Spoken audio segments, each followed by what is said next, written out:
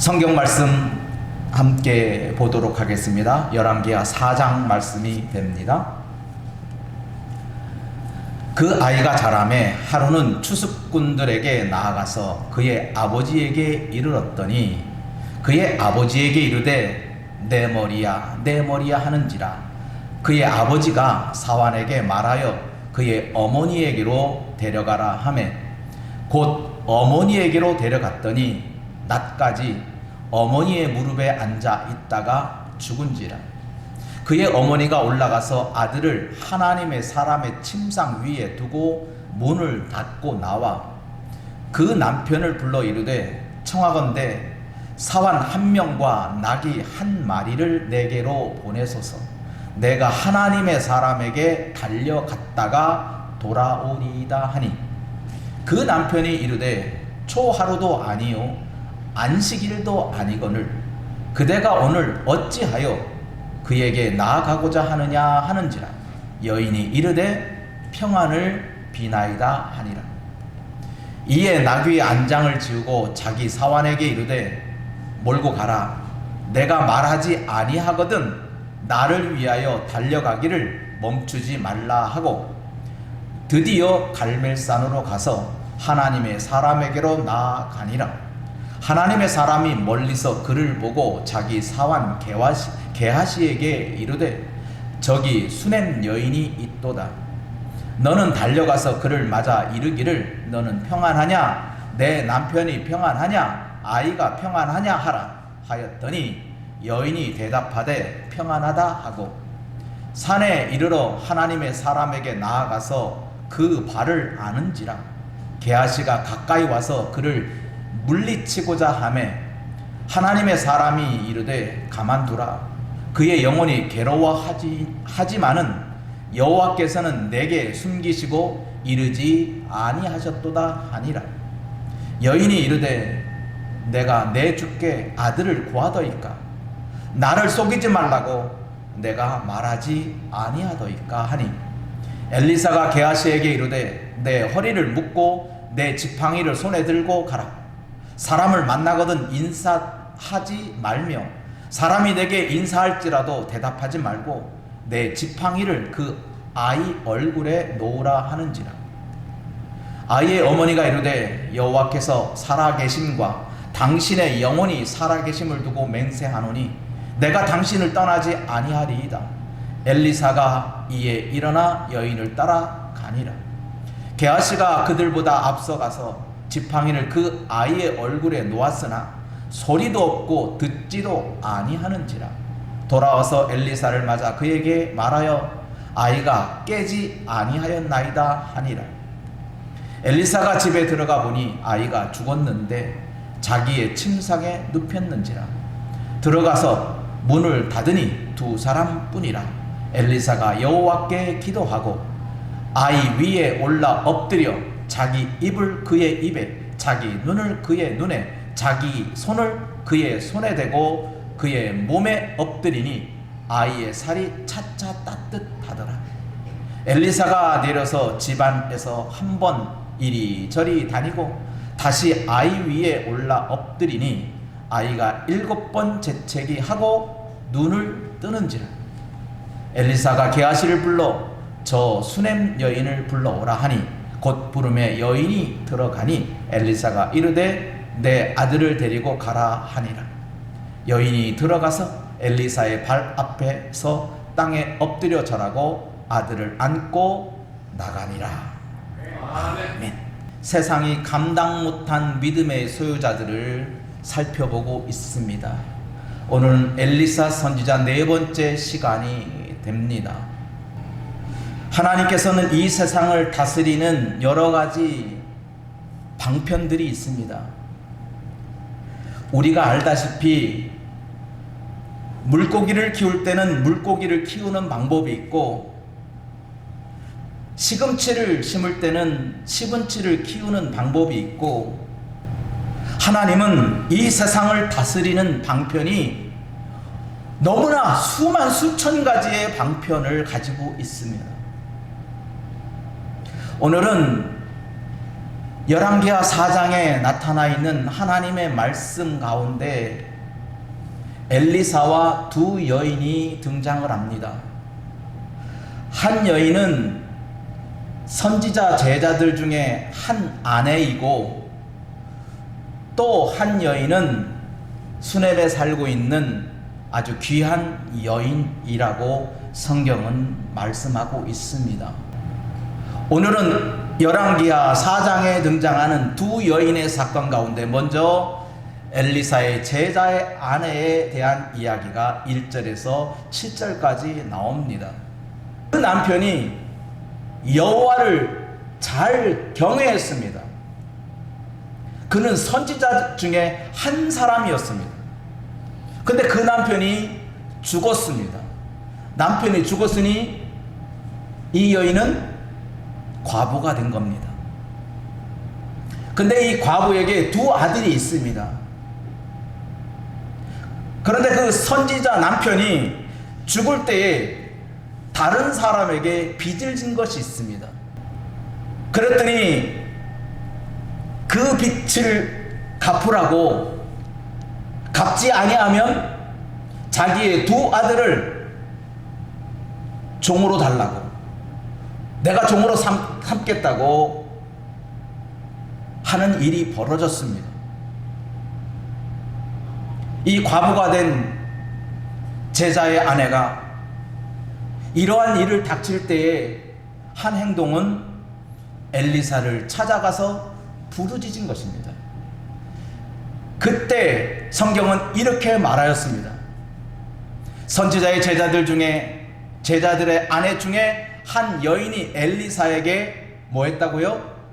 부르짖었다고 했어요. 뭐라고 부르짖었는지 보세요.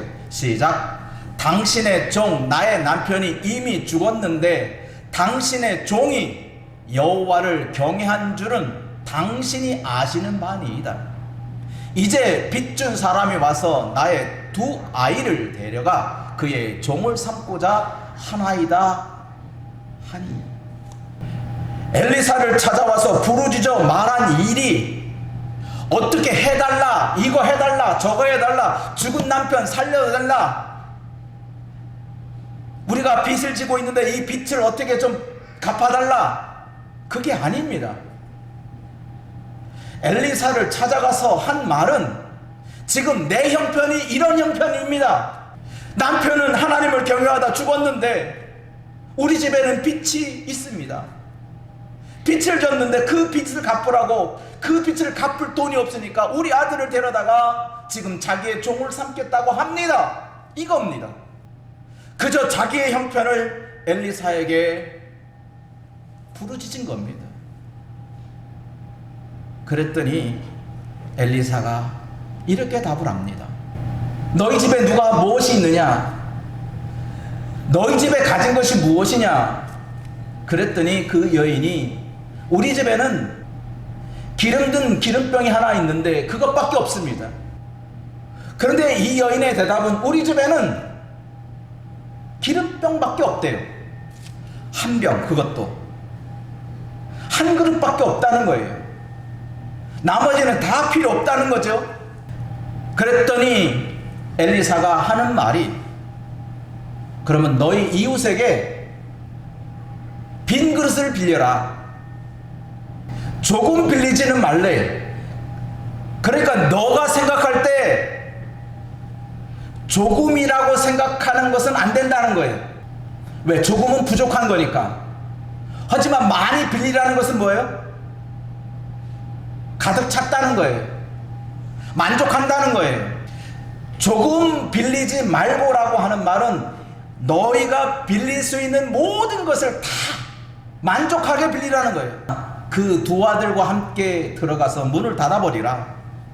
그리고 너희가 빌려온 그 빈 그릇에 너희 집에 있는 한 병뿐인 그 기름을 부으라. 그리고 차는 대로 가득 차게 부으라는 거예요.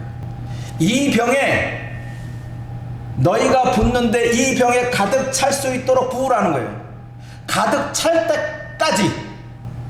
결국 엘리사를 찾아가서 자기의 형편을 다 아뢰고 자기의 집에 있는 한 그릇뿐인 그 기름병을 가지고 이웃에게 빌린 모든 빈 그릇을 가득 채웠어요.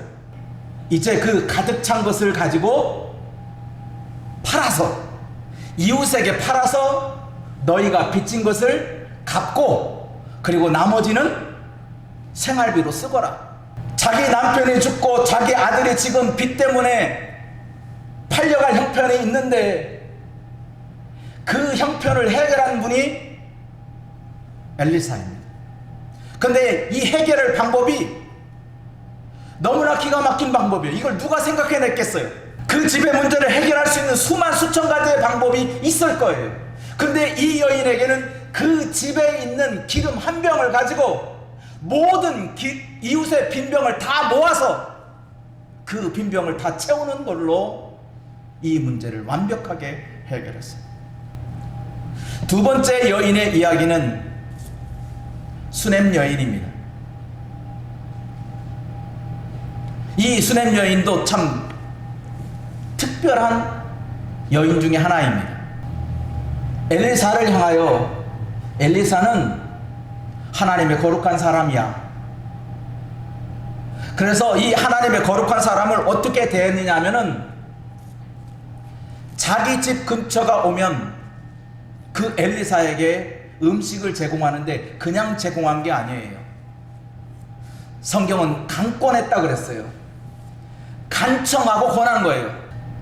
제발 좀 내가 당신에게 음식을 제공할 수 있도록 그런 기회를 내게 달라고 이렇게 간권한 거예요. 그게 한 번이 아니에요. 수넴 지역에 올 때마다 이 여인은 엘리사를 극진히 대접을 했어요. 그러다가 밤에는 어디서 주무시지? 좀 어디 쉴만한 곳이 있어야 되는데 우리 집에 작은 방 하나를 만들자. 그래서 작은 방을 만들어서 그곳에서 엘리사가 지날 때마다 편안하게 쉬게 하셨어요. 이렇게 극진히 자기를 대접하는 이 수넴 여인을 엘리사는 귀한 여인으로 봤어요. 어떻게 저 여인은 나를 이렇게 극진히 대우하느냐? 우리를 저렇게 극진히 대한 수넴 여인에게 뭔가 해주고 싶은데 뭔가 없을까? 그래서 수넴 여인을 불러서 엘리사가 자기 사환에게 이르되 너는 그에게 이르라 내가 이같이 우리를 위하여 세심한 배려를 하는도다. 세심한 배려라고 해요. 손을 씻은다 그러면 그냥 대접할 사람은 물만 내놓습니다. 근데 세심한 배려한 사람은 손을 씻는다고 했을 때 수건까지 주는 사람. 그게 세심한 배려예요. 그것까지 생각하는 거예요. 배고프다 하면 먹을 것만 주는 사람이 아니라 먹을 것과 함께 쉴 것도 주는 사람이에요. 그렇게 세심한 배려라는 그 여인을 향하여 엘리사가 내가 너를 위해서 무엇을 하랴? 네가 왕에게 구하는 것이 있다면 내가 구할 것이고 여기 사령관에게 구할 것이 있다면 내가 구할 거다. 그러니 무엇을 원하는지 내게 말하라 했더니 이 여인이 아무것도 없대요. 나는 지금 여기에 만족합니다. 나는 지금 여기서 살고 있는 것이 최고로 좋습니다. 더 이상 필요한 게 없다는 겁니다. 그러면 이 말 속에서 무엇을 알 수 있어요? 이 여인이 엘리사를 섬겼던, 세심하게 배려했던 것이 어떤 목적이 아니었다는 거예요. 내가 이렇게 잘 섬기면 하나님의 거룩한 사람에게 무슨 복이 내게 오겠지? 어떠한 복이 오겠지? 이러한 생각이 전혀 없었던 거예요. 그저 하나님의 거룩한 사람이니까 내가 그에게 음식을 제공하고 싶어서 제공한 거고, 내가 그에게 평안한 잠자리를 주고 싶어서 작은 방 하나를 만든 것 뿐이지, 그걸 목적으로 삼아서 내가 이렇게 해주면 이렇게 해주겠지? 상상을 안 하는 거예요. 그런 생각이 전혀 없던 거예요. 엘리사가 그 집안을 살펴보았습니다. 그리고 사환에게 이야기합니다. 너 이 집안 다시 한번 살펴봐.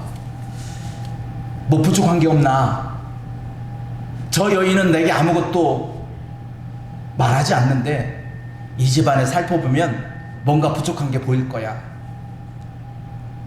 그래서 엘리사의 사환 게하시가 그 집을 살펴봤더니 그 여인의 집에 자식이 없는 거예요. 자식이 없는데도 이 수넴 여인은 부족함이 없어요. 그저 나는 이곳에 사는 것으로 만족합니다. 자식이 없다는 것이 불만이 아니고 하나님의 은혜가 부족하다는 것도 아닙니다. 자기는 지금 이 수넴 여인은 자식이 없어도 하나님의 은혜에 만족하는 자족의 삶을 살고 있는 거예요. 그래서 게하시가 그 집에 자식이 없다는 것을 알고 엘리사에게 이야기합니다. 선생님, 이 집에는 아들이 없네요. 그래서 엘리사가 그 여인을 불러서 내가 다음에 너에게 내가 아들을 안을 것이다. 그 말을 했더니 이 여인이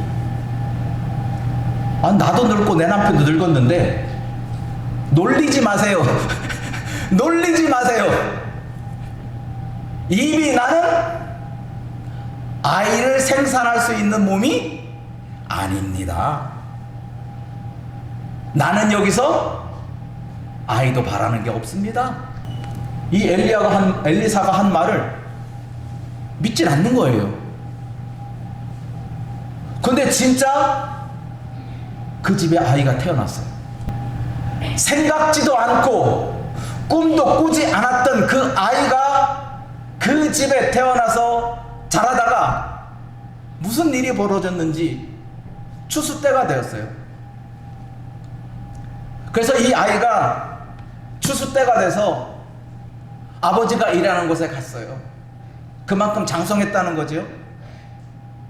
근데 아버지한테 갔는데 갑자기 그 아이가 아버지 나 머리 아파.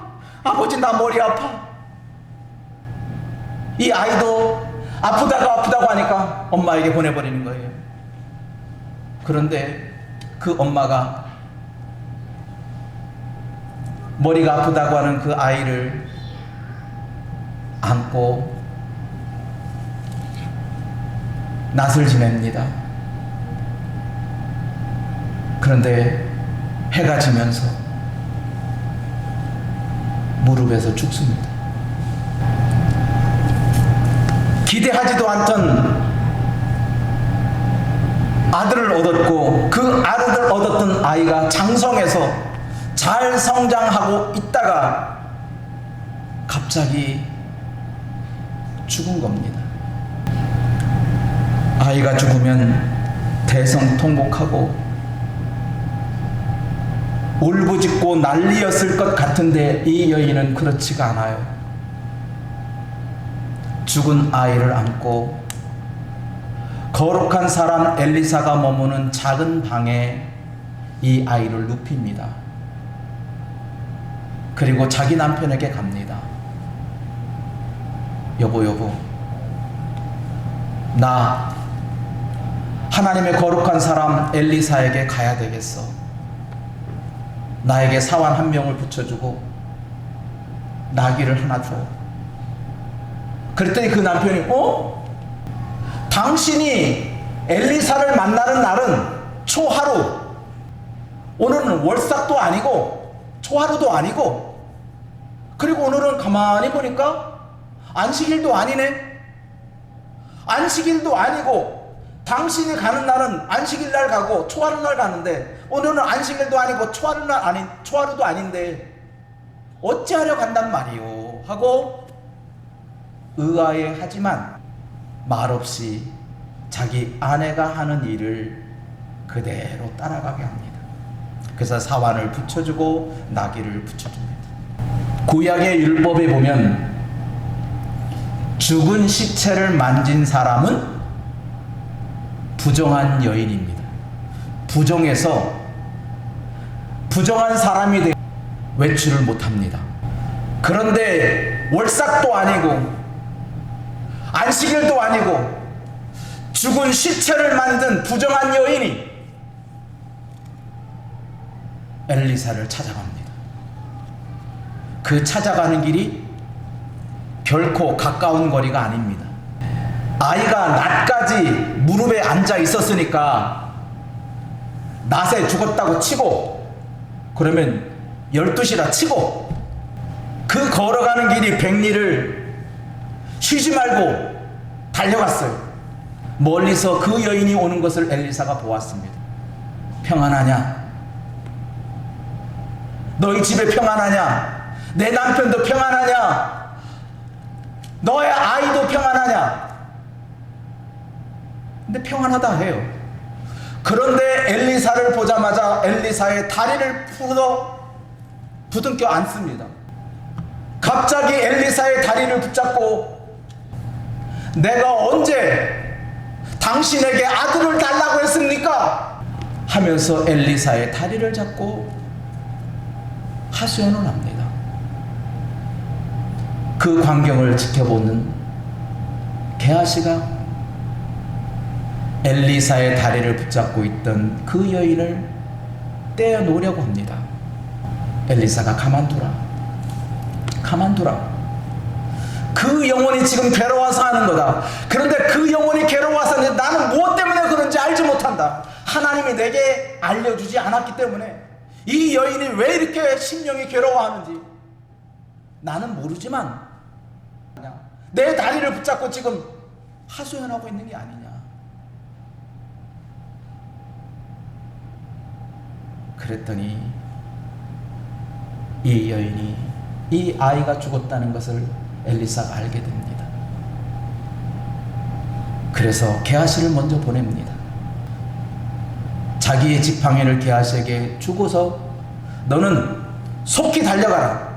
달려갈 때 누구에게 인사하지도 말고 누가 너에게 인사를 하거든 받지도 말고 멈추지 말고 이 지팡이를 그 아이 옆에 놓으라 하고 보낸 거예요. 그런데 이 여인은 다리를 붙잡고 있던 엘리사를 향하여 이렇게 말합니다. 내가 당신을 떠나지 않습니다. 나는 당신을 떠나지 않겠습니다. 당신이 게하시를 보낸다고 해서 내가 게하시를 따라가지 않습니다. 그러니 엘리사가 그 여인의 집으로 향하여 갈 수밖에 없습니다. 이 여인이 안 떠나니까요. 그래서 엘리사와 이 여인이 함께 아이가 죽어있는 작은 방으로 가게 됩니다. 이 아이의 상태를 보니 죽었습니다. 이 아이의 상태가 이미 숨이 끊어진 상태입니다. 그 아이의 눈에 엘리사의 눈을 갖다 댑니다. 그 아이의 입에 엘리사의 입을 맞춥니다. 그 아이의 손에 엘리사의 손을 잡습니다. 눈과 눈이 마주치고 입과 입이 마주치고 손과 손이 마주치니 그 아이가 점점점 그 식었던 몸이 따뜻해지기 시작합니다. 그리고 엘리사가 또 한 번 그 아이의 위에 몸을 얹습니다. 그랬더니 그 아이가 7번 재채기 하고 깨었다라고 했습니다. 죽었던 아들을 살리는 과정에 우리는 여기서 한 가지 깨달은 사실을 여러분에게 알려드리려고 합니다. 이 두 여인의 공통점이 있습니다. 공통점은 똑같이 엘리사를 찾아갔다는 것입니다. 엘리사를 찾아가서 말하였다는 것입니다. 내가 처한 내 형편이 이렇습니다. 이거 해달라, 저거 해달라. 해답을 가지고 하지 않습니다. 해답은 없습니다. 근데 엘리사가 그들의 모든 해답을 주셨습니다. 빚을 다 갚고 생활할 수 있는 능력을 주어줬고, 수냄 여인은 그 죽었던 아들을 살리는 기적을 체험하게 되었습니다. 이 모든 출발은 엘리사를 찾아가서 구하였다는 것입니다. 부르짖었다는 것입니다. 예수님께서는 우리에게 이런 말씀을 하셨어요. 마태복음 7장 11절에 보면 11절과 12절 말씀 보게 되면 우리 함께 읽어보겠습니다. 너희가 악한 자라도 좋은 것으로 자식에게 줄 줄 알거든 하물며 하늘에 계신 너희 아버지께서 구하는 자에게 좋은 것으로 주시지 않겠느냐. 아버지께 구하는 자가 아버지께서는 좋은 것을 주신다는 거예요. 그런데 무엇이 중요한지 무엇이 좋은지는 우리는 몰라요. 여러분들에게 돈벼락을 맞게 해주는 게 좋은지, 아니면 돈에 찌들리도록 가난하게 만든 것이 좋은 것인지 우리는 알 수 없지만 하나님은 그 자식에게 좋은 것을 주신다는 거예요. 그런데 우리는 생각하기를 돈이 많은 것은 좋은 것이고 돈이 부족한 것은 나쁜 것이라고 생각을 해요. 분명히 하나님은 우리에게 좋은 것을 주시겠다고 말씀하셨고 좋은 것을 주신다고 하셨어요. 그러면서 말합니다. 12절 말씀, 이 말씀 다음에 있는 아버지께서 구하는 자에게 좋은 것을 주시지 않겠느냐 하시면서 하신 말씀 12절 같이 있습니다. 그러므로 무엇이든지 남에게 대접을 받고자 하는 대로 너희도 남을 대접하라. 이것이 율법이요 선지자들이다. 엘리사의 제자 중에 한 남편이 죽었습니다. 죽었을 때 어떻게 죽었습니까? 하나님을 경외하다 죽었습니다. 하나님을 경외했다는 것 자체가 남을 섬긴 것입니다. 하나님을 섬기듯이 이웃을 섬긴 것입니다. 그러다가 죽은 것입니다. 아니, 하나님을 잘 섬기는 사람은 왜 죽어? 하겠지만 죽습니다.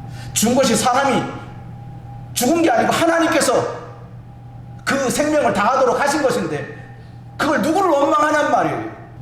세상은 그렇습니다. 하지만 믿음의 사람은 원망하지 않습니다. 왜냐하면 이 모든 일을 진행하는 것은 하나님이시기 때문에 그렇습니다. 부하게 하신 것도 하나님이요, 가난하게 하신 것도 하나님이요, 나를 쳐서 복종케 하시는 하나님이란 말이에요. 그런 우리가 남을 잘 대접하는 것이 하나님의 방법이에요. 결국 이 선지자는 하나님을 경외하다 죽었고, 이 수냄 여인은 하나님의 사람을, 거룩한 사람을 접대하다가 자기 아들이 죽었음에도 불구하고 하나님이 그를 살려줬어요. 그러므로 오늘 저는 이런 결론을 내습니다.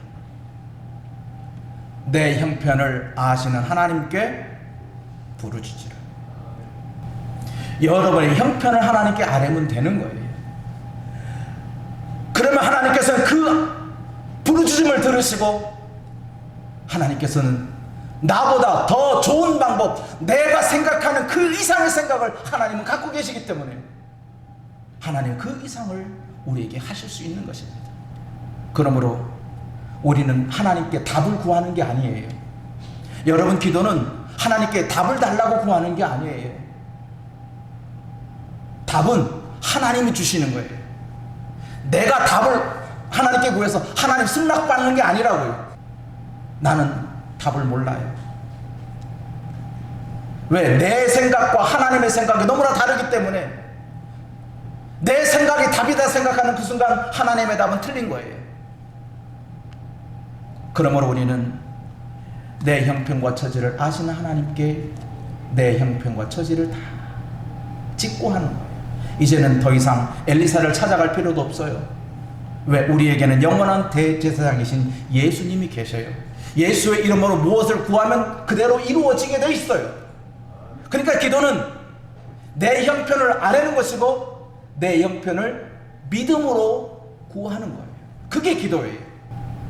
우리는 하나님의 응답을 기다리는 기도지 내 응답을 얻어내는 기도가 아닙니다.